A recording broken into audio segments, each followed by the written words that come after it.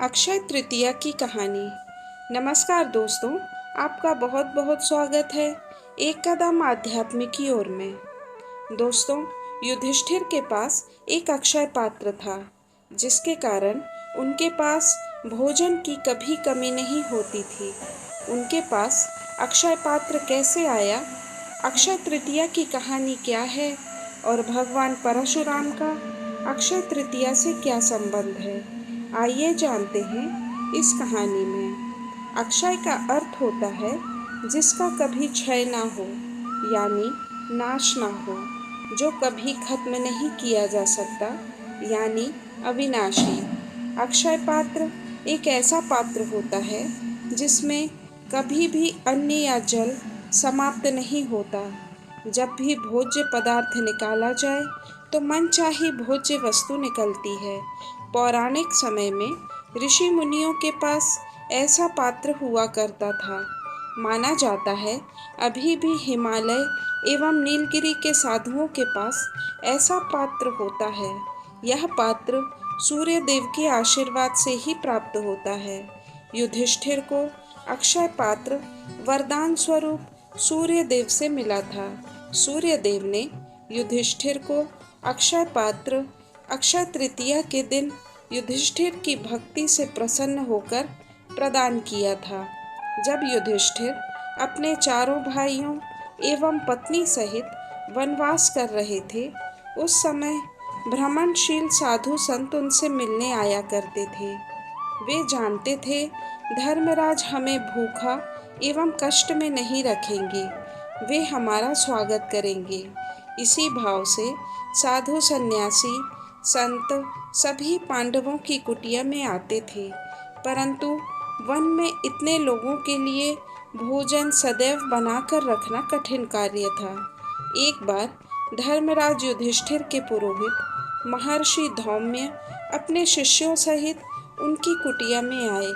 तब युधिष्ठिर ने उनसे विनम्रता पूर्वक पूछा, महाराज, आखिर इसका समाधान क्या हो कि मैं हजारों साधु सन्यासियों को प्रतिदिन भोजन भी करवा सकूं और इस वीरान जंगल में मुझे भोज्य पदार्थ भी मिल जाए।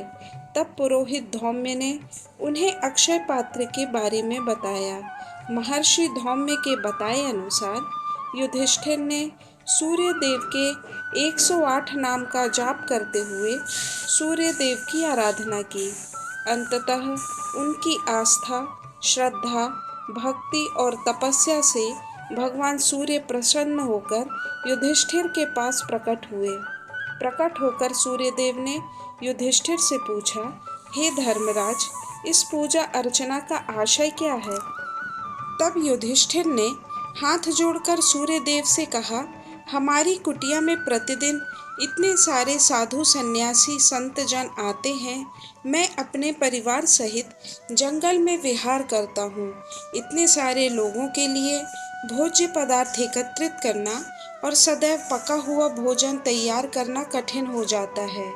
कभी कभार तो केवल फल इत्यादि से ही साधुओं का पेट भर पाता हूँ, जिससे मुझे आत्मग्लानि का भाव आता है। इसी के समाधान हेतु मैंने यह पूजा अर्चना की है। कृपया कर भगवान मेरी मांग पूर्ण करें।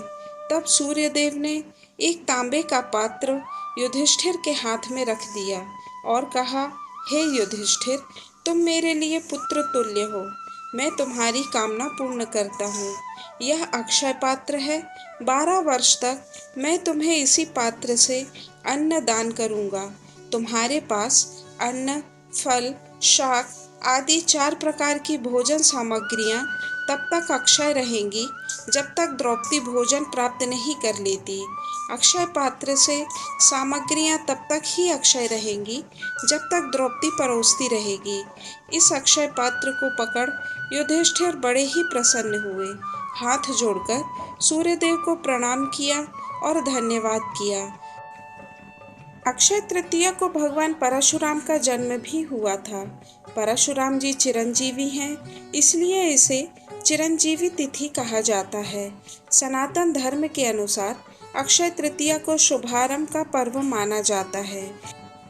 इस दिन किया गया हर कार्य का फल अक्षय होता है, मतलब कभी नष्ट नहीं होता। इसलिए इस दिन अबूझ मुहूर्त माना जाता है और सारे शुभ कार्य बिना मुहूर्त देखे किए जाते हैं। आशा है आपको अक्षय तृतीया की कहानी पसंद आई होगी।